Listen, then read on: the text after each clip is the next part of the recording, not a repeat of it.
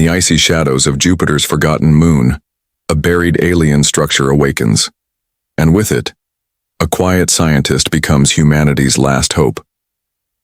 When Leona Varel touches an ancient armor designed by a long-lost race, it bonds with her, unlocking unimaginable power and sending a signal across the stars. But she's not the only one who hears it. Now, as a ruthless force races toward Earth, one woman must rise not as a warrior, but as a symbol of unity, defiance, and the spark that could ignite a galactic revolution. If you are new here, then please subscribe this channel and show thumbs up by liking the video. Now let's move toward this wonderful story. The stars above Callisto shimmered like quiet whispers in the cold black of space. Leona Varel stood by the window of the stellar drift, staring at the icy surface below. Her heart beat faster with each passing second. The moon's frozen crust had hidden many secrets over the years, but none like the one they had just discovered. She was no stranger to strange formations or strange readings. Exogeology was all about exploring what others called impossible. But this was different. Deep beneath the ice, almost 10 kilometers down, something massive and perfectly shaped waited in silence. Leona adjusted her glasses, though she didn't need them. Old habit. "It's not natural," she whispered, as the scan data scrolled across her screen. The object was enormous, cylindrical, smooth, and completely unlike any rock or glacier they had ever mapped. And it was humming. Not loudly, but with a steady pulse, like the beating of a heart frozen in time. Captain Ryland entered the lab behind her, his steps soft but sure. "The crew's uneasy," he said. "We've never seen anything like it." "No one has," Leona replied. "But we have to see what's down there. This might be proof, real proof, that we're not alone." Ryland gave a slow nod. "Then get ready. We're beginning the descent in 20 minutes. As the stellar drift lowered through Callisto's thin atmosphere, the crew braced themselves. The shuttle shook from minor turbulence, and silence filled the cabin. No one dared speak. Everyone knew this mission could change everything, or it could end in disaster. The ship touched down on the surface, sending a soft echo through the snowy terrain. Leona's boots crunched as she stepped out onto the frozen ground. Her breath fogged inside her helmet. A team of 6 followed behind, her pulling equipment, mostly drills, sensors, and protective shelters. It would take hours to reach the buried object, maybe more. They began drilling carefully. The machine hissed and groaned, cutting through layer after layer of ancient ice. Progress was slow. The deeper they went, the stranger things got. Their instruments picked up electromagnetic waves, low-frequency pulses, and heat signatures far beneath the surface. The ice around the readings began to glow faintly, blue veins in the white crystal. Kalen Trask, the team's energy technician, stood beside Leona at the console. He was skeptical by nature, but smart, too smart to ignore what he was seeing. "This thing is alive," he said quietly. "Not like us, not breathing, but it's not just a machine either." "I know," Leona replied, "and it's been waiting a very long time." After what felt like forever, the drill finally broke through. The cameras attached to the tip flickered. A wide, empty cavern came into view, an unnatural space hollowed out deep under the surface. And in the middle of it was a black structure, taller than a building with smooth curves and not a single mark of age or decay. Leona stared at the screen. "We go in." Ryland's voice crackled over the comms. "No, we haven't tested the air down there. It could be toxic or unstable." Leona shook her head. "We've come too far to stop now. This is what we came for." After some debate, it was agreed. Leona, Kalen, and 2 others would enter the cavern in full suits. The climb down was tense. Ropes groaned. Lights flickered. The silence was too perfect, like the moon itself was holding its breath. When they finally stepped into the chamber, the temperature dropped several degrees instantly. The black object stood in the center like a giant sentinel. Light didn't reflect off it. It was like looking at a hole in the world. Kalen ran his scanner over its surface. "This thing's absorbing our signals, no reflection, no bounce, it's drinking them." Then Leona noticed something, a narrow seam near the base. Not quite a door, Not quite a window. Just big enough for one person to crawl through to air. Felt something in her chest, not fear. Not exactly excitement either, a pull, like the structure was calling her. "I'm going in," she said. Kaylin reached out to stop her. "Leona, wait. We don't know what's in there." "I have to," she replied. "I need to know." She slipped through the seam, crawling into darkness. Her helmet lights flicked on, and the inside came alive with soft glowing lines along the walls. The shapes shifted gently like they were watching her. The floor was warm. The air didn't seem to move, but the space didn't feel empty. In the center of the chamber, something floated. An object, shaped like armor but soft, fluid, glowing faintly with energy that pulsed in rhythm with her own heartbeat. Her fingers reached out before she even realized it. The moment her hand touched the surface, everything changed. The armor responded. It rippled like water, then lunged forward, wrapping around her arm, climbing over her shoulder, sliding down her back. She gasped, not in pain but in shock. It wasn't cold or hard. It felt like memory and light, like a million whispers she couldn't understand. The rest of the team shouted through the comms, "Leona, get out of there!" But she couldn't move. The armor had found her. It was bonding with her, rewriting her body's chemistry, reshaping her senses, and in that instant, a vision hit her, blinding and vast. A star collapsing. A war that stretched across time. A race that built the armor and died protecting what it meant. She fell to her knees, breathing hard. "Leona, talk to us. What happened?" Her voice was calm, steady, and completely changed. "It chose me," she said, "and something else just woke up. We're not alone anymore." Leona Varel opened her eyes, but everything looked different. The lights inside, the ancient chamber weren't just glowing now. They were alive, pulsing gently in sync with her thoughts. Her body felt lighter, sharper, like it was made of something new. The armor had fully wrapped around her, a smooth metallic skin that shimmered softly with energy. She stood up slowly, her movements graceful and balanced as if she had worn the suit her whole life. She didn't feel trapped or afraid. Instead, she felt calm and strangely powerful. Outside the chamber, Kaylin's voice was growing more urgent, over the comms. "Leona, answer me. Are you okay? What's happening in there?" "I'm fine," she said, her voice echoing strangely through the helmet. It was still her voice but layered, like someone or something was speaking with her. I think the armor is communicating with me." Kaylin's response came fast. "What do you mean, communicating? Can you take it off?" Leona looked down at her hands, now covered in the glowing suit. She flexed her fingers and the material shifted like liquid metal. "I don't think it works that way. It didn't latch onto me by accident. It chose me." "Leona, get out of there." "Now," she nodded even though he couldn't see her. With a thought, her boots lifted slightly from the ground. She wasn't walking, she was gliding. The armor seemed to understand what she wanted before she did. It moved her through the narrow passage and into the larger chamber where the others stood in stunned silence. The moment they saw her, they all stepped back. "What is that?" one of them whispered. Kaylin approached carefully, scanning her with every tool he had. "You're not injured. Your vitals are stable. Actually, they're off the charts. Your heart rate, your oxygen intake. Leona, your body is functioning at levels I didn't think were possible." Leona could feel it too. Her muscles were stronger, her vision was sharper. The cold no longer bothered her. It was like the suit had rebuilt her from the inside out. But the strangest part was the information flooding her mind.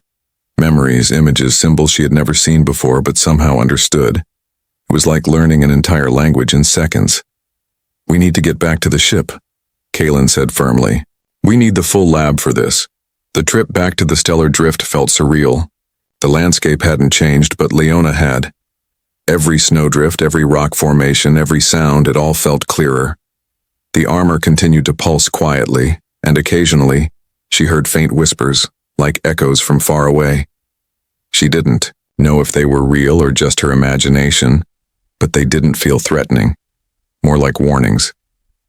When they reached the ship, Captain Ryland was waiting with the rest of the crew. His eyes widened at the sight of her, but he didn't back away. "Report," he said sharply. Leona took a deep breath. "We found something alive under the ice, not a creature, but a technology. It bonded to me. It's not just armor, it's intelligent." Ryland crossed his arms.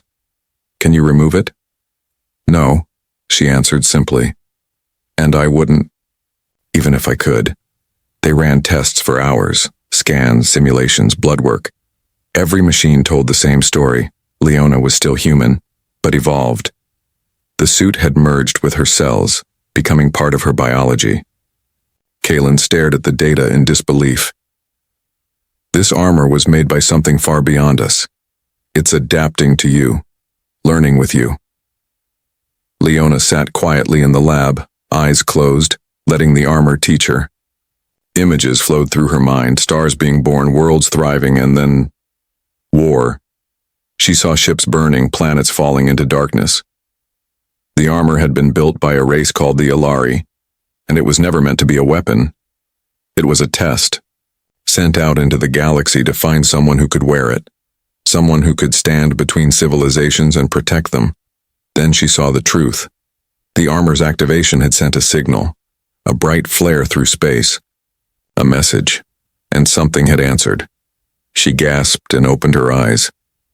"We're not alone," she whispered. Kalen turned to her. "You saw something?" She nodded slowly. "It's coming. Something dangerous. Something that hunts for these armors. It destroys any species that finds them." Ryland joined them, his face grim. "How long do we have?" Leona closed her eyes again, listening to the armor's pulses. "Not long. A few months at best." The ship was already on the move, lifting off Callisto's surface and heading back toward Earth at full speed. In the days that followed, Leona trained non-stop. She learned to control the armor's energy fields, to shift its shape, to focus its abilities. She could create shields, weapons, even short bursts of flight. But the more she pushed, the more the armor pushed back. It demanded purpose. It wasn't content to be used without cause. Late one night, she stood alone in the observation deck, watching Jupiter shrink behind them. Kalen joined her, silent for a while. "Do you regret it?" he finally asked. She shook her head. "No. I was always looking for proof that we weren't alone. I just never expected to become the proof." He looked at her carefully. "You're changing, Leona. The suit's changing you. I just don't want to lose the person I know." She smiled faintly. "I'm still me. But I think the galaxy needs more than just who I was." As Earth came into view ahead, she placed a hand on the glass and whispered the words that had been echoing in her thoughts for days. "They're coming. And this time, we have to be ready." The sky above Earth had never looked so bright, and never so terrifying. From the edge of the atmosphere, streaks of red and gold lit up the clouds as Earth's defense systems powered up, preparing for the worst. Every satellite, every military outpost, and every space station was watching the same thing. A fleet of unknown ships moving into the solar system, fast and without warning. Leona Varel stood inside the command center at Earth's orbital defense station, still wearing the alien armor that had become part of her. Her pulse was steady, but her mind was racing. She had seen this in the armor's visions. The invaders had found them. General Marin Solis, a tall woman with sharp eyes and a voice like iron, pointed to the glowing map above the briefing table. 73 ships, no known origin, no communication. They're not answering any of our signals, but we know why they're here. Everyone in the room turned to Leona. The armor on her body shimmered softly, as if sensing the attention. She nodded. "They want the suit, and they don't leave witnesses." The silence that followed was heavy. The leaders of Earth's defense forces, representatives from over a dozen nations, exchanged worried glances. Some of them had doubted Leona's warnings. But now the enemy was real, and it was at their doorstep.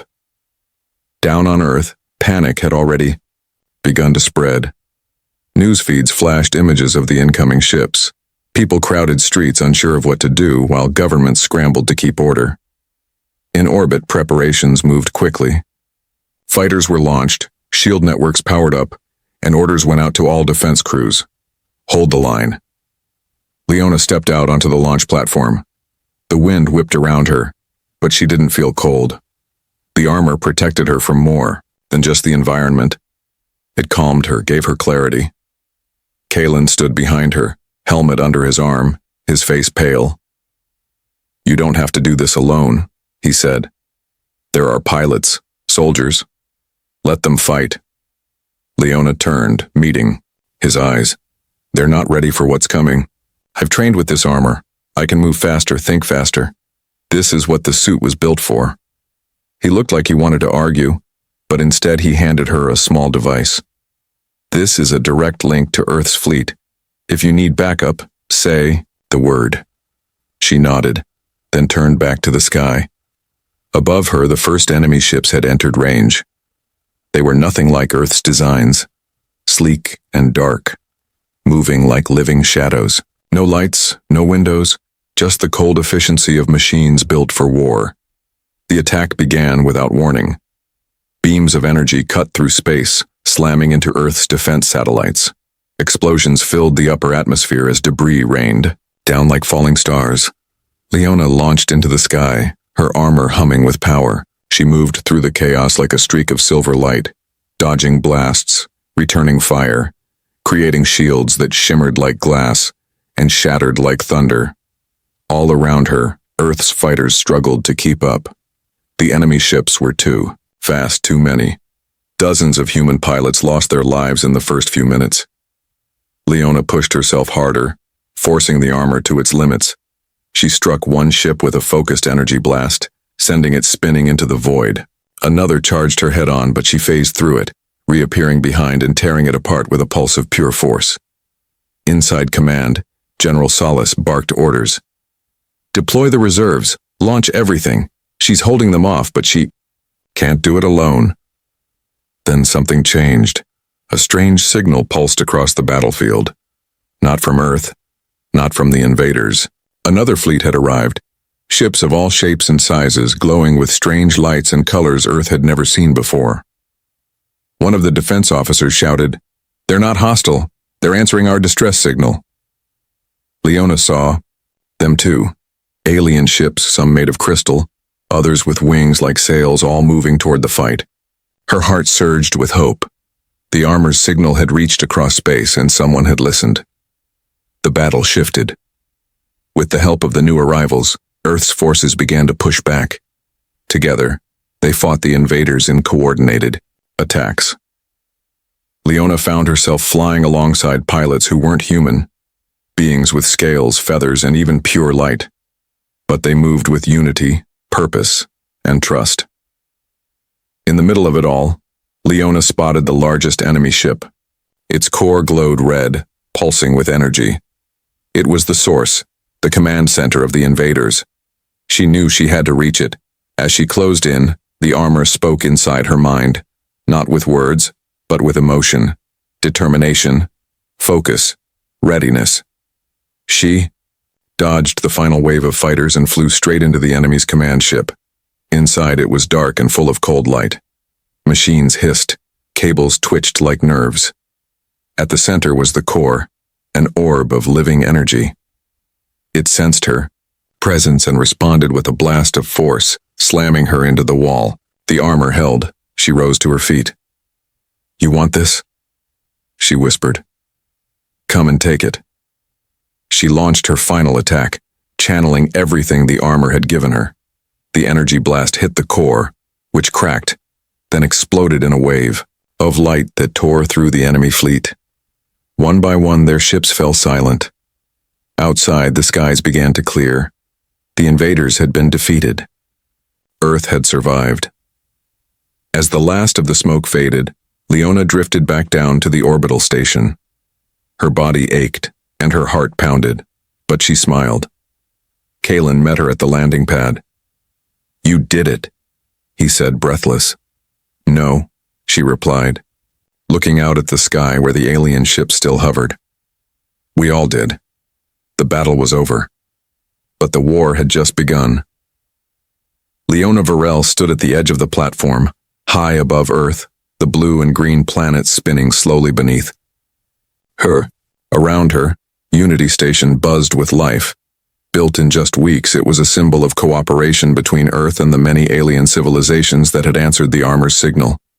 The air was filled with languages no human had ever heard before, and the halls echoed with voices of beings from across the galaxy.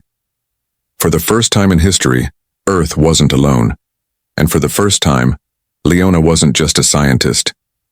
She was a symbol of something far bigger.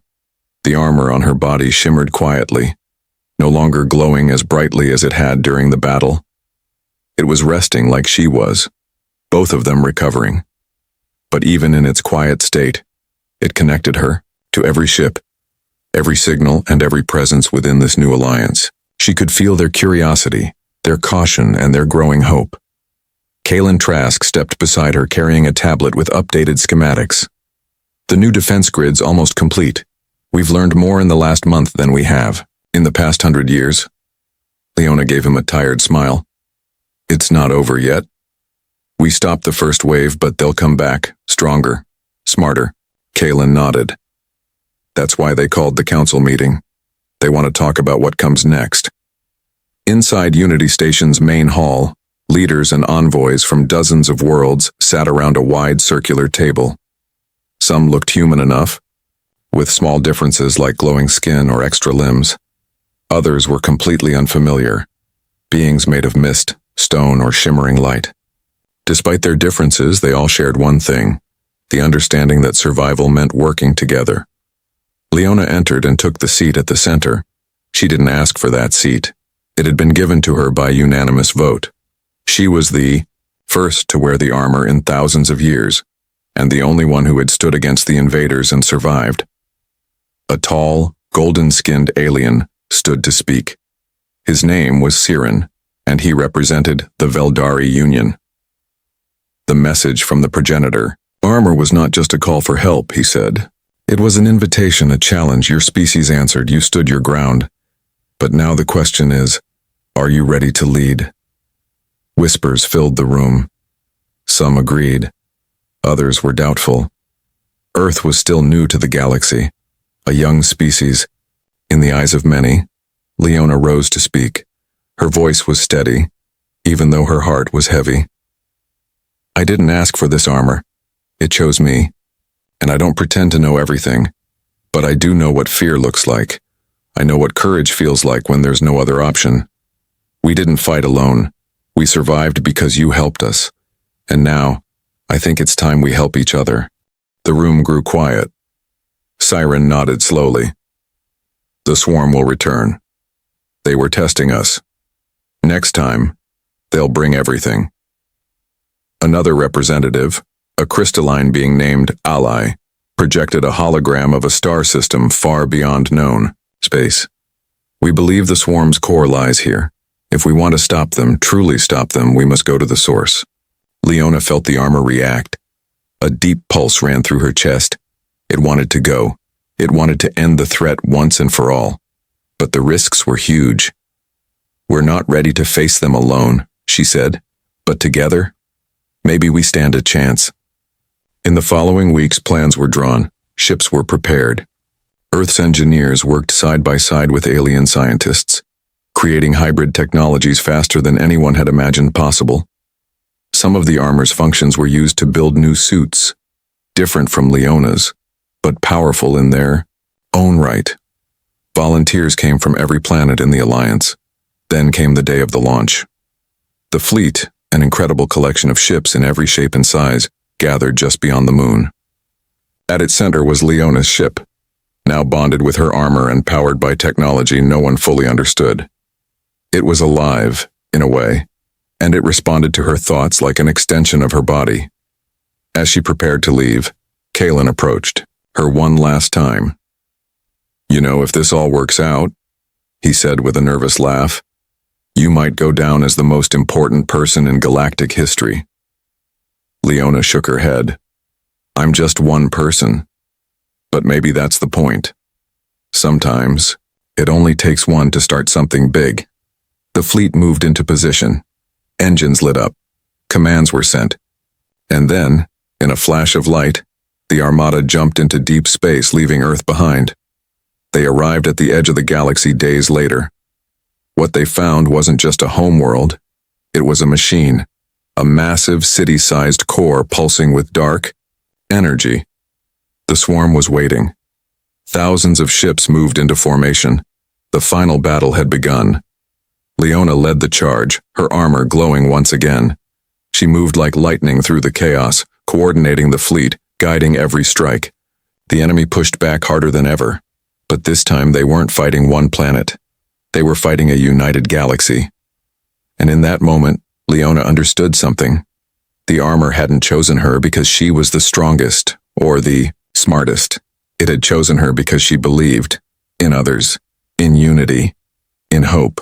As the final blow struck the swarm's core and the structure collapsed in a burst of light, the galaxy changed forever. The war was over. Months later, on a quiet day back on Earth, Leona stood beneath the stars, the armor quiet once again. She had become the face of hope, not because of what she wore, but because of what she chose to stand for.